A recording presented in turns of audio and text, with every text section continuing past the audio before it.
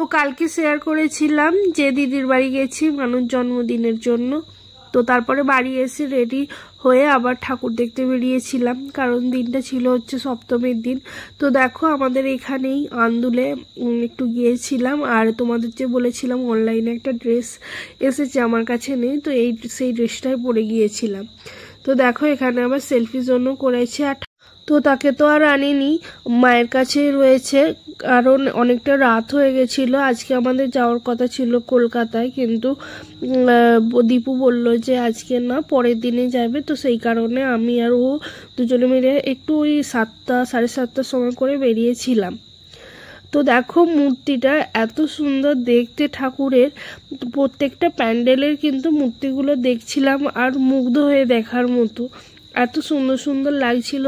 আর এমনিতেই তো মায়ের মুখটা দেখলেই যে কি শান্তি লাগে। এইদিকে দেখো আমরা দুজনে একটু সেলফি নিয়ে নিলাম, আর পিছনে সেলফি জোনগুলো এত সুন্দর লাগছিল। গরমে আমার হাল তো বেহাল হয়ে গেছিল। তো দেখো এত পরিমাণে ঘাম হচ্ছিল, আর সেই কারণেই না আমি মেকআপও বেশি করতে চাই না, এমনি হালকা ফুলকা একটু সেজে গুজে চলে যাই। কাজল লাইনারটা দিই, যদিও আমার চোখগুলো একটু ব্ল্যাক সার্কেল বেশি আছে, তবুও কিন্তু আমি কাজল আর লাইনার দিতে বেশ ভালোই বাসি, তো ওটা আমি দিই। আর লিপস্টিক তো আগে পরতাম না, কিন্তু এখন পরি। তো দেখো তারপরে আর একটা প্যান্ডেলে চলে এসেছিলাম, আর এই প্যান্ডেলটাও বেশ সুন্দর হয়েছিল, সমস্ত প্যান্ডেলই সুন্দর হয়েছিল। আর এই প্যান্ডেলটা দেখো পুরোটা ওই বেতের তৈরি, সমস্ত কিছু দিয়ে তৈরি করেছে, কুলো তারপরে সমস্ত কিছুটাই বেতের দিয়ে ঘোড়া টোড়া বানিয়েছিল। আর ঠাকুরের মূর্তিটা দেখো কি দারুণ লাগছে।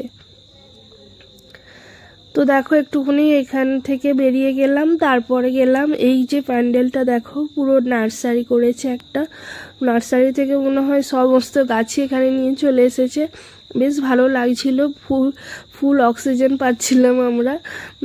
তো দেখো এখানকার প্যান্ডেলটাও বেশ ভালো ইউনিক টাইপের করেছে, এই প্রথম দেখলাম। আর আন্দুলে না ভালোই করে, মানে আমাদের এখানকার মধ্যে। তো দেখো মূর্তিটাও তো খুব সুন্দর হয়েছে। আর এটা তারপর আর একটা প্যান্ডেল ছিল, এই প্যান্ডেলটা হচ্ছে সময় যে কতটা পরিবর্তনশীল সেটাই এখানে বোঝানোর চেষ্টা করেছে।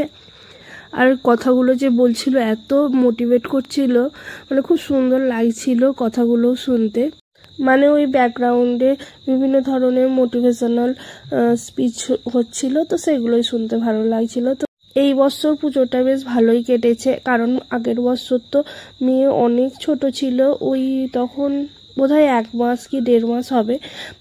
তো তবুও বেরিয়েছিলাম, এই আন্দুলেই এসেছিলাম একটুখানিকের জন্য, আবার চলে গিয়েছিলাম খুব তাড়াতাড়ি।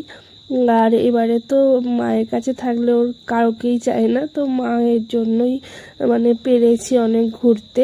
তো তোমাদের সঙ্গে তো শেয়ার করবই পরে কোথায় কোথায় আমি গেছি। তো এখানে দেখো এটা করেছে অপারেশন সিঁদুর, তো ভিতরটা বেশ ভালোই লাগলো। আর সন্তোষ মিত্র স্কোয়ার যাওয়ার সাহস পেলাম না মেয়েকে রেখে, অনেকটা রাত হয়ে যাবে, তো সেই কারণে আর ওইখানে যাইনি। এখানে আন্দোলেরই অপারেশন সিঁদুর দেখা হয়ে গেল। তো দেখো মায়ের মুখটা দেখো। আর এই কয়েকটা ঠাকুর দেখতে দেখতেই না 11টা বেজে গেছিল। তারপরে মেয়ে আমাকে ছাড়া তো ঘুমাতেই পারে না, যেহেতু ব্রেস্ট ফিড করে। তো তারপরে আমরা চলে এসেছি।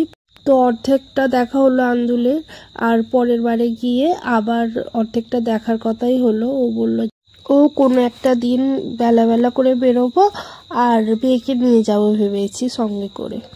তো তোমাদের সঙ্গে তো সপ্তমীর ব্লগটা শেয়ার করলাম, কালকে করব হচ্ছে অষ্টমীর ব্লগ শেয়ার। তো অষ্টমীতে আমরা কোথায় গেলাম সেটা কিন্তু অবশ্যই তোমরা দেখবে। Okay bye, tata.